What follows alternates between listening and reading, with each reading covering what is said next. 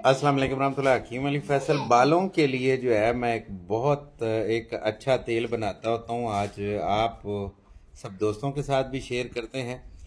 बालों की लंबाई के लिए, बालों की मोटाई के लिए, जड़ से कमज़ोर बालों के लिए, बालों के वाइट हो जाने के लिए, उसके सफ़ेदी के लिए जो है ये नुस्खा जो है आप ज़रूर अप्लाई करें।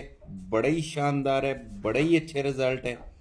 क्या करना है, 1 किलो आपने नारियल का तेल ले लेना है और इसमें जो है जिंक ऑक्साइड जो है वो एक छटांग जो है वो आपने कलवंजी का तेल, एक छटांग आपने जैतून का तेल, एक छटांग आपने रोगने बादाम, एक छटांग आपने इलसी का तेल। ठीक है।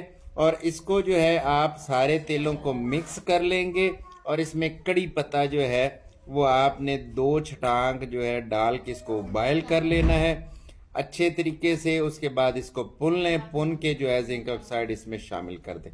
बालों में जो है वो आप धो के अच्छे तरीके से नरम हाथों से उसको जो है वो मल के खुशक करें और जड़ों में ये तेल लगाएं।